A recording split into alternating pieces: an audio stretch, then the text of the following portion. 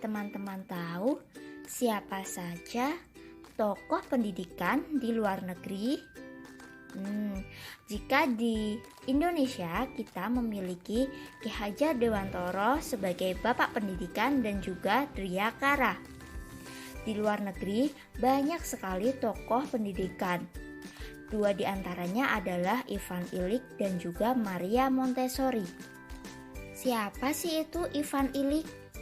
Nah, Ivan Illich adalah seorang filsuf Australia, pastor Katolik Roma, dan seorang pengkritik sosial yang tidak konvensional dari lembaga-lembaga budaya barat kontemporer dan pengaruhnya terhadap sumbernya serta dalam praktik pendidikan, kedokteran, kerja, penggunaan energi, transportasi, dan pembangunan ekonomi.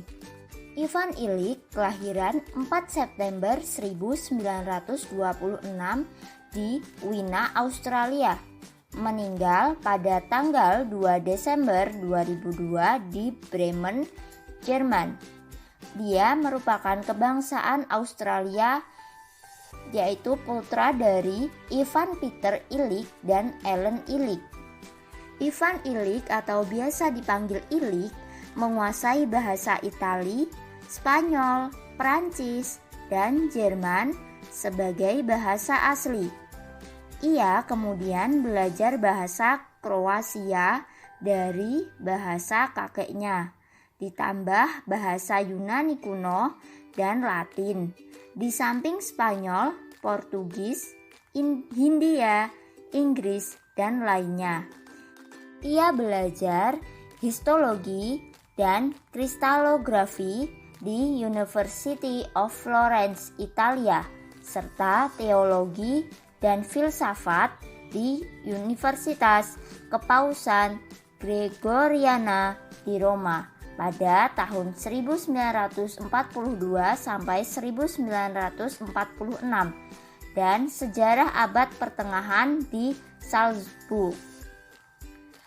Pada tahun 1961, Illich mendirikan Centro de Documentation Intercultural VR CDOC atau Pusat Dokumentasi Antar Budaya di Cuernavaca, Meksiko, yang seolah-olah sebuah kursus bahasa yang menawarkan pusat penelitian untuk misionaris dari Amerika Utara dan relawan dari Aliansi untuk Program Kemajuan, diinisiasi oleh John F. Kennedy.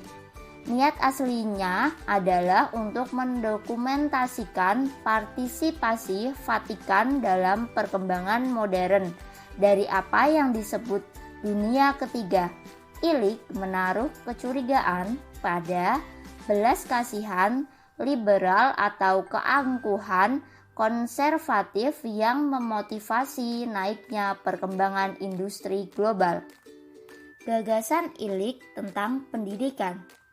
Perlu kita ketahui bahwa yang melatar belakangi gagasan Illich dipengaruhi oleh krisis sosial dan politik di Amerika Serikat, serta gagalnya beberapa perencanaan pembangunan pendidikan. Sisi lain, gagasan Illich yang kritis, radikal, dan progresif ini terselip gagasan Illich humanis dan religius.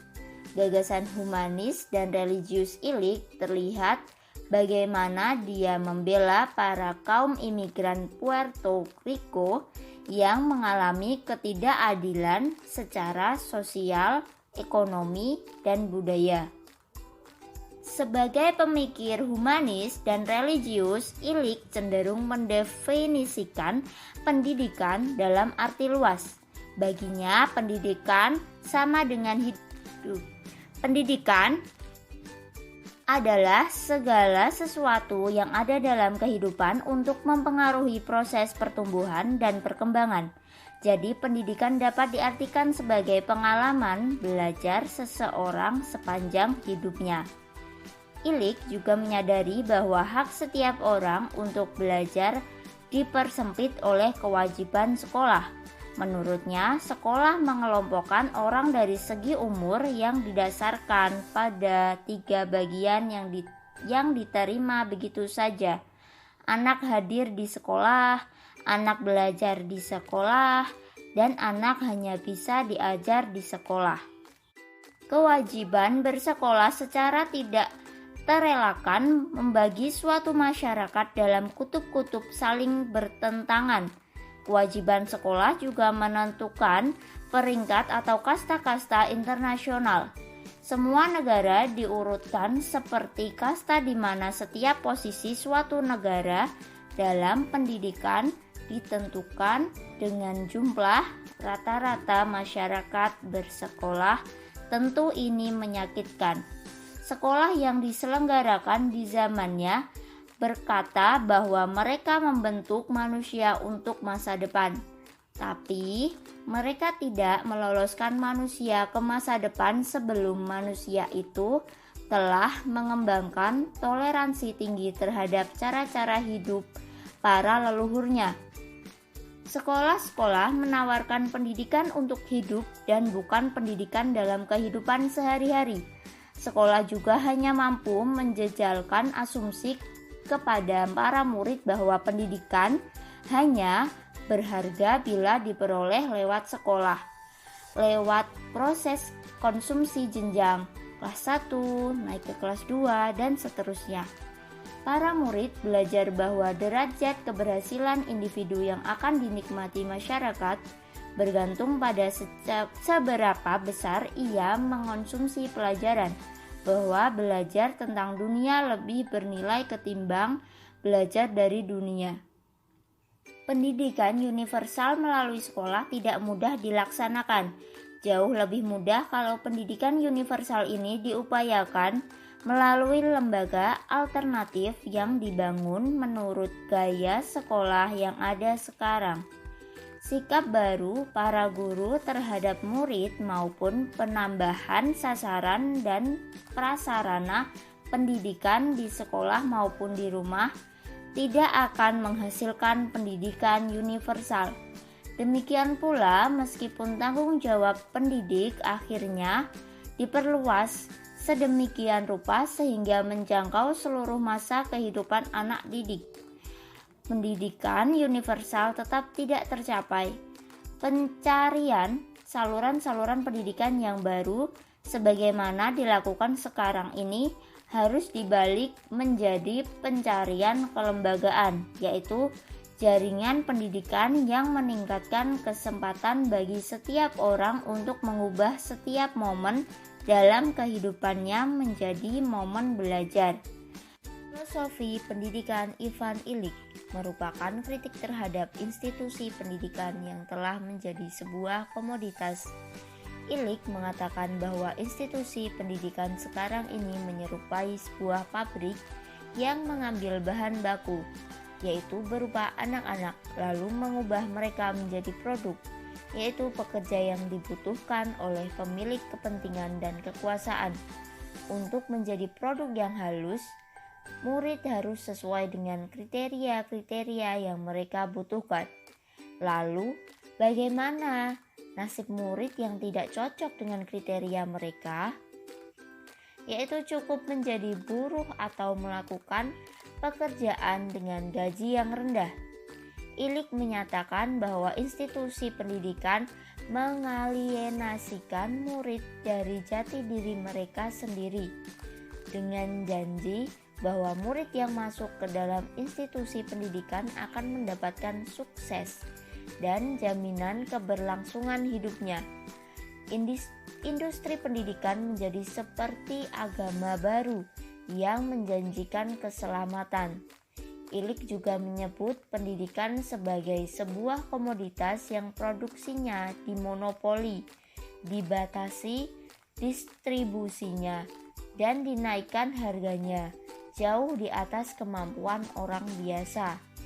Dengan membuat sekolah sebagai kewajiban, masyarakat menjadi terbiasa untuk melihat proses belajar bukan sebagai proses mengerti dan memahami, namun sebagai sesuatu yang dikonsumsi, disimpan, dihitung, dan dihargai setara dengan nilai orang tersebut di dalam masyarakat. Perlu diklarifikasi bahwa ILIK tidak membenci sekolah. Menurut ILIK, semua institusi yang sudah terlalu besar akan menjadi counterproduktif dan proses yang secara dasarnya baik bisa menjadi buruk. Melihat ukuran institusi sekolah sudah terlalu besar, ILIK merasa bahwa sekolah hasilnya malah counterproduktif dan membuat murid-murid lebih bodoh. Lalu, apa solusi yang diberikan oleh ILIK? ILIK menyarankan sebuah learning web yang bisa mengubah cara belajar masyarakat. Beliau memikirkan tentang sebuah sistem peer matching, pencari partner, di mana seorang murid dapat memasukkan nama, lokasi, dan deskripsi tentang kegiatan belajarnya yang sedang membutuhkan belajar. Sistem tersebut lalu memberikan nama dan alamat murid lain yang juga memasukkan deskripsi sejenis. ILIK mengusulkan bahwa sistem di atas bisa menjadi pondasi decentralized web yang dapat menopang sistem pendidikan yang baik. Menurut ILIK, sistem pendidikan harus memiliki 3 tujuan, yaitu 1. Membuka materi belajar untuk siapa saja yang ingin belajar kapan saja. 2. Memberi kesempatan untuk siapa saja yang ingin berbagi pengetahuan dan mencari murid yang ingin belajar dari mereka. Yang ketiga, menyediakan tempat untuk siapa saja yang ingin menunjukkan sebuah isu ke publik dengan kesempatan untuk menyuarakan tantangan dan kesulitan mereka. Implementasi ILIK lalu melanjutkan dengan membayangkan 4 jenis learning web yang bersama-sama membentuk sebuah learning network. Yang pertama ada ensiklopedia, terbuka berisi materi, edukasi yang mudah diakses oleh pengguna. Yang kedua ada database, berisi orang-orang yang bersedia menuliskan kemampuan mereka dan tempat orang-orang ini bisa berbagi atau menukar kemampuan mereka. Yang ketiga, jaringan yang dapat membantu orang menceritakan proses belajar mereka dalam harapan untuk mencari orang lain yang ingin berkolaborasi. Yang keempat, daftar profesional dan freelancers dengan informasi, kualifikasi, jasa, dan persyaratan yang diperlukan untuk jasa tersebut. Selain mengkritik institusi pendidikan melalui buku The Schooling Society, beliau juga menulis sebuah buku berjudul Medical Nemesis yang mengkritik industri kesehatan yang pada akhirnya membuat banyak orang menjadi pasien seluruh hidupnya. Nah, tokoh yang kedua yaitu adalah ahli pendidikan yang berasal dari Italia, yaitu Maria Montessori.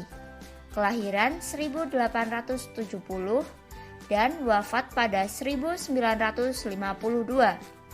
2 tahun setelah menyelesaikan sekolah kedokteran pada 1896 dengan studi neuropatologi, Maria Montessori bekerja sebagai asisten psikiater di Klinik Psikiatri Universitas Roma. Menurut UNESCO di sana, Montessori bertanggung jawab untuk merawat anak-anak difabel.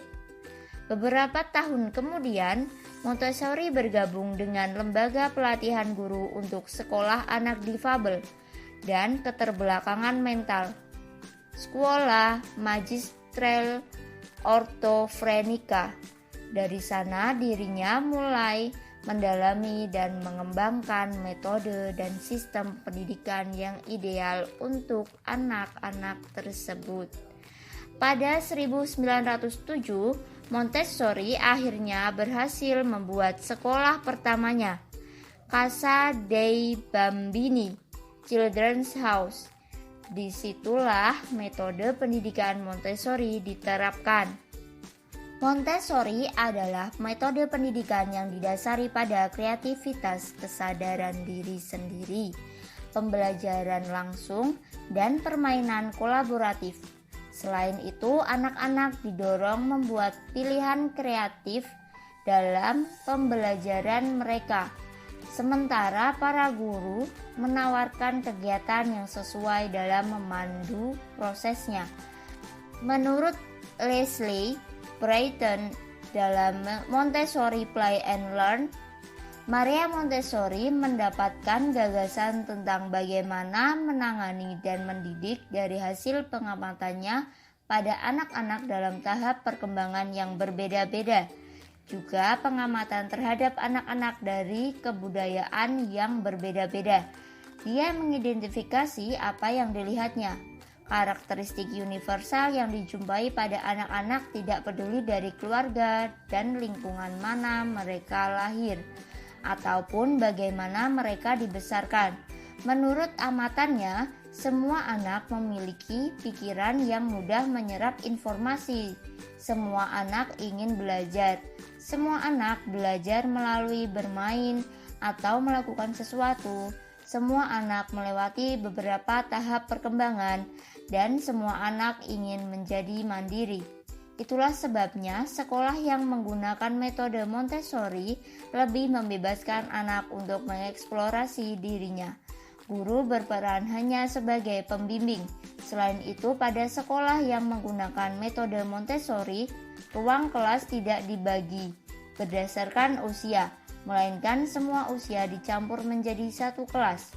Anak-anak yang lebih muda dapat belajar dan berinteraksi dengan anak yang usia di atasnya, sedangkan anak yang lebih tua dapat mengembangkan kemampuannya untuk mengajarkan pengetahuannya kepada anak yang berada di bawahnya. Karena semua anak belajar melalui bermain atau melakukan sesuatu, alat peraga amat penting dalam metode ini. Misalnya mainan lemari, tumbuhan dengan kartu daun yang bertujuan untuk memberikan pengetahuan kepada anak-anak terhadap bentuk daun dan untuk meningkatkan daya observasi dan pengetahuan alam. Sejak awal kelahirannya pada permulaan abad ke-19, seperti ditulis situs Omni Montessori, metode Montessori diperkirakan diaplikasikan di 5.000 sekolah Montessori di Amerika Serikat dan di lebih dari 20.000 di 110 negara di dunia. Sekolah berlabel Montessori saat ini memang lebih mahal jika dibandingkan dengan sekolah biasa. Untuk dapat menyekolahkan anak di sekolah berlabel Montessori, biayanya bisa mencapai puluhan juta untuk 1 tahun. Menurut Fauziah, penyebab sekolah Montessori itu ada harganya adalah adanya kebutuhan alat peraga khusus. Satu alat itu harganya paling murah bisa sampai 250.000. Sementara untuk mengajar anak dengan metode ini bisa sampai ratusan jenis alat peraga Montessori. Ia melanjutkan, bisa saja sekolah yang menggunakan metode Montessori ini dibuat mudah dengan cara menggunakan filosofinya saja. Saat ini menurutnya sudah banyak sekolah yang menggunakan filosofi pendidikan dari Maria Montessori ini. Sekolah alam misalnya, metode Montessori ini sangat dekat dengan alam, dan itulah yang menjadi alasan mengapa kebanyakan sekolah Montessori menggunakan ornamen dominan berwarna coklat dan hijau. Karena coklat dan hijau itu warna alam. Hanya saja, jika hanya filosofinya yang digunakan, esensi dari sekolah yang menggunakan metode Montessori itu tidak diperoleh secara utuh. Jika esensinya ingin dapat secara utuh, maka harus beserta peraganya atau alat peraganya. Di Amerika Serikat, upaya untuk membuat sekolah yang menggunakan metode Montessori lebih terjangkau oleh segala kalangan sudah digalakkan organisasi nirlaba yang mengadvokasi pendidikan Montessori di seluruh dunia. American Montessori Society (AMS), Dalam programnya, lebih dari 400 sekolah negeri di sana dibuat dengan menggunakan metode ini. Nah, teman-teman, berikut konsep pendidikan menurut dua tokoh terkenal dunia, yaitu Ivan Illich dan Maria Montessori. Semoga